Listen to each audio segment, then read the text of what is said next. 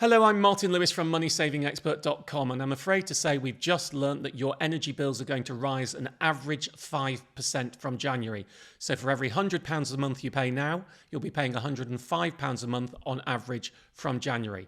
And this is because Ofgem, the regulator, has announced an increase in the energy price cap. That dictates the price that energy firms can charge for their standing tariff. It dictates the maximum, but let's be honest, all of them do charge the maximum. So it's not really a cap, it's really a fix. It's said these rates are going up because of the increase in wholesale prices, the amount that energy firms have to pay. Well, what I want to do is talk you through why that actually means you're going to pay more for this winter's energy bills than ever before, including last winter's crisis, and what, if anything, you can do about it. So first of all, what's happening? Let me give you the prices on average for direct debit across the UK, but it does depend on which payment mechanism you use and where you are, which region you're in. So these are just to give you an idea what's happening. First of all, electricity.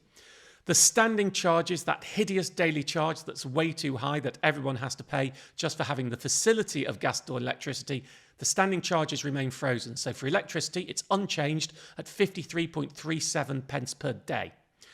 The unit rate is going up from 27.35 pence per kilowatt hour for electricity to 28.62 pence. That is a rise of 4.6%. In gas, again, the standing charge unchanged at 29.6p a day. The unit rate in gas is going up by more. Currently, it's 6.89 pence per kilowatt hour.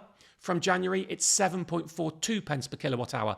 So that is an increase of 7.6%.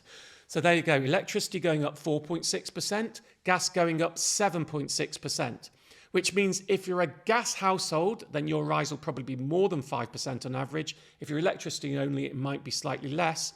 The other thing that affects this, because it's the unit rates going up, if you're a very high using household, you expect to see what you pay going up again by more than 5%. If you're a very low using household, because the standing charge isn't changing that much, your rise would be less than 5%. But it's all much for muchness. Have a rough 5% figure in your head.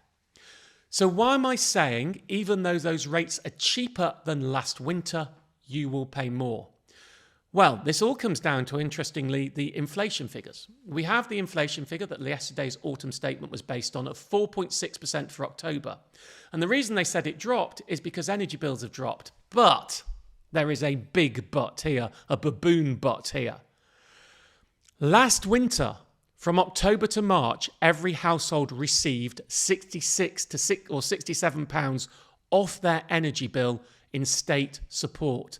That state support is not factored into inflation figures. So they're saying the energy rate dropped. There you go, you paid this last winter, last October, and you're paying this now. It's cheaper. But the fact is, last October, you had £66 taken off your bill. So in practical terms, your bills were less. That 4.6% doesn't include it. So it's a slightly false figure. And it's interesting that a lot of what was being discussed in yesterday's autumn statement was based on that. So let's look at the practical reality, shall you? Last January, the energy rates for a typical household, meaningless, but it's good for illustration, were £198 a month pro rata. Sorry, were £198 a month, that's correct. This January, they're £160 a month, so it's cheaper. But last January, you got that £66. Take that off, and you were paying 132 quid a month from January to March last year on a typical household. This year, you're paying 160 quid a month. And if I seasonally adjusted it, that gap would be even bigger. So this, you're paying, on average, a household is paying 28 quid a month more January to March than they were last year, and possibly in reality, even more than that. So what do you do about it? First of all, is the competition. The Ofgem boss seems to say so in his statement, but I'm a little confused by that because I can only see one tariff out there at the moment it's worth switching to, and that is for existing customers of E.ON Next. It has a discounted tariff that is always an average 3% cheaper than the price cap. So as the price cap drops or goes up, this will drop and go up, but it'll be 3% cheaper. No brainer if you're with E.ON Next. You should switch to get that tariff, that E.ON Next discounted tariff. It's only available for E.ON Next existing customers, but what you could do is you could switch to E.ON Next standard tariff, and then hopefully the new tariff's still there, and then you could switch to the discount tariff once you've switched, but that's a little bit more complicated. As for fixes, well, looking at the predictions from Cornwall Insight, over the next year, on average, it would be worth fixing if you could get a fix at 1% more than the current price cap, so less than the January price cap. Of course, this is based on crystal ball gazing. Those predictions change all the time. And there aren't any fixes out there on the open market you can do that with that don't involve you changing lots of other utilities too that may not be good for you. So, the cheapest open market fix is 4% more than the current price cap. You can see a full list of all deals available in the Should I Fix article on moneysavingexpert.com. So it's quite difficult unless you really want price certainty that I don't know what's going to happen in future. I want to see what I'm going to pay. Then you may as well stick on the price cap right now if those predictions are correct. Other things you should be doing? Well, expect your direct debits to go up. If and when that does happen, make sure you go online. We have a direct debit calculator on moneysavingexpert.com. You can see if your direct debit is fair. They do not always get it right. Make sure you're doing regular meter readings unless you've got a working smart meter.